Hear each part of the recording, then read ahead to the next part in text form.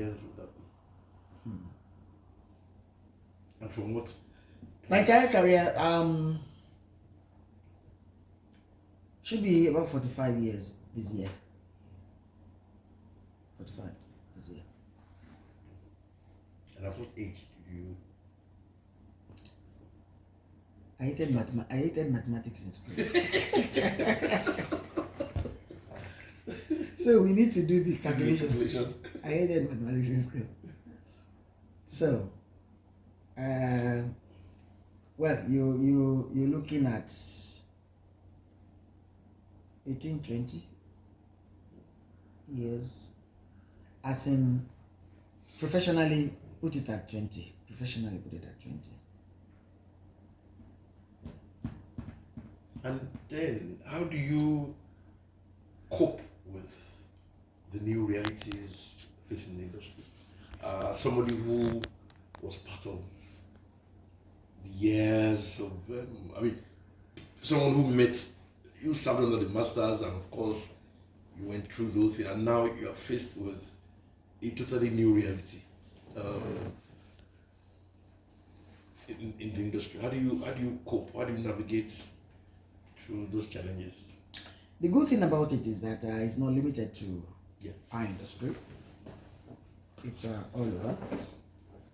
And the reality within the industry now was expected.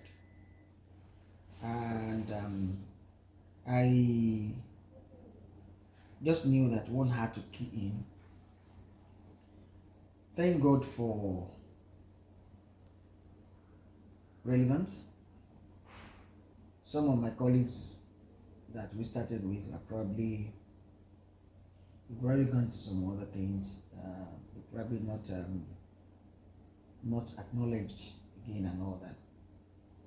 But I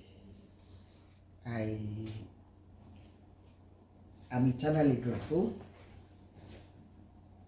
for what once that small position, that tiny position that I occupy within the industry.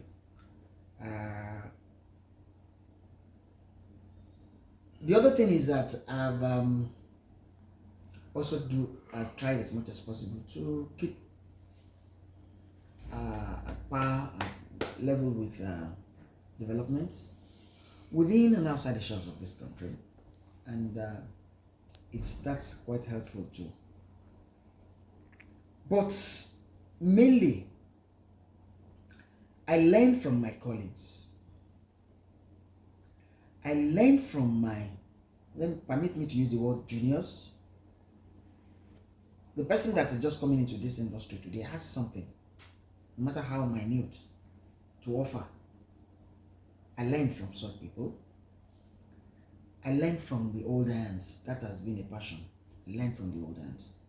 And so combining that three puts me in a position to just go on. And I intend to do that for as long as God permits. That is it. And how have you also juggled with, keeping the family going? Years of being on location and all of that. And many people, have not been able to balance the two and all of that. But you seem to have stabilized them. For starters, I keep reminding myself that you need to maintain a level-headedness. You need to calm down. You need to. That's one. Two, I'm lucky with the spouse I ended with. She had a bit of theatrical background, though she's gone into some an entirely different line. But outside that, she's cool, she's calm, she's very understanding. I try not to overstretch it. I know that it's important to create that space and room for the family. I do that as much as I can. she gives me a bit of latitude, and I keep reminding myself not to abuse that. My children are quite level-headed. Thank God for the training one gave them and God's intervention in their lives. So I don't have much pressure, or rather undue pressure from home that could distract me from doing what I am doing. And I also share as much information of it with them so they know what I'm doing out there. The other thing is I try to not that avoid bringing any kind of blemish that would put them in an embarrassing situation. But I have a home that I'm always eager to go back to. There's a lot of madness out there. A lot of madness. A lot of heat, a lot of pressure. But when you have a home that is helping to balance that, it helps a lot. It helps a lot. It's a lot of juggling. It's a lot of juggling. On an average in a week, right now, I have about 5 radio programs, different radio programs, and they're not all located in Lagos. I have in Ibadan, I have in Abeokuta, I have in Ikorodu and Lagos within that week. That's outside my MC jobs that will come, and that's outside movie productions that will also come. But God has been able to give me that strength to be able to juggle all this. I had a funny incident. It was an error on my part, but when I remember, at times I laugh it off, kind of. I was rehearsing at Terra Culture with Bolanle Austin Peters directing, and then a call came. I said, hello. I said, hello. The guy said, sir, where are you? I said, hello, who's this? She said, I'm the event planner. Event planner for so event, which was happening in Ibadan. Sir, we're expecting, you're supposed to be here. Here where? The lady said, you can hear in the background, Yinka Ifele started playing. It was there and then that it occurred to me that I had an event. I don't know. It has never happened to me. Never, ever happened to me. And it won't ever happen again.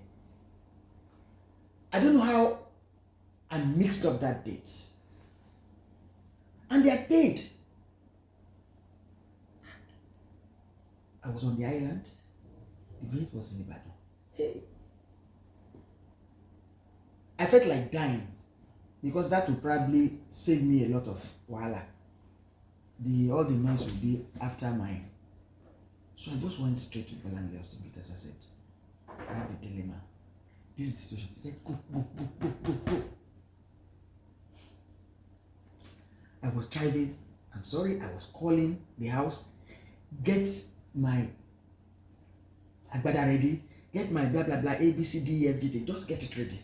I don't know how, but just get it ready. I don't know how I'll get to this. I came. In fact, they handed me the things outside, and I faced the battle. Confession: if road safety had caught me that day, I probably won't be out of jail by now. I drove to battle, but I knew I had to arrive there in one single piece. So as much as I was in a hurry, I needed to be careful on the road, not to put anybody in danger or myself. But I have never sped that fast ever in life, and I hope I will never have to. On the way, I called a guy, a mentee in Ibadan, and said, head straight to so place. Just go and hold fort for me. I was driving, I was calling, and the people were calling me. And I was telling them, you're going to see me now. You're going to see me now. You're going to see me now.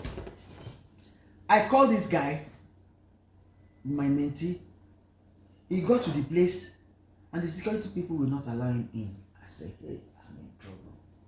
Anyway, I got to Ibadan. That was the fastest journey I've never made between Lagos and Ibadan. And there was a bit of a traffic leading to the hall. So, and there was no space for me to park. I was the only one in the car. I couldn't hand the car over to someone else. So I started changing in there. While I started throwing off those things and picking my neck and dressing and we move a bit.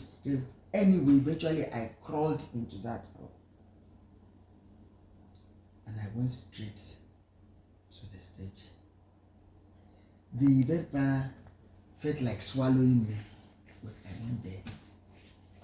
And as usual, God intervened. When I opened my mouth and started speaking, people just relaxed. The event planner smiled. The owners of the party just, that was how I escaped this. That is not me. But it happened. And it will be part of my memoirs. It happened. But it will not happen again. It will never happen again. That's why my diary is like my it's part of me. Whether there is something or not, I will always check just to be double sure. As we speak, I have some dates up till December this year, and I keep checking just in case December decides to come early.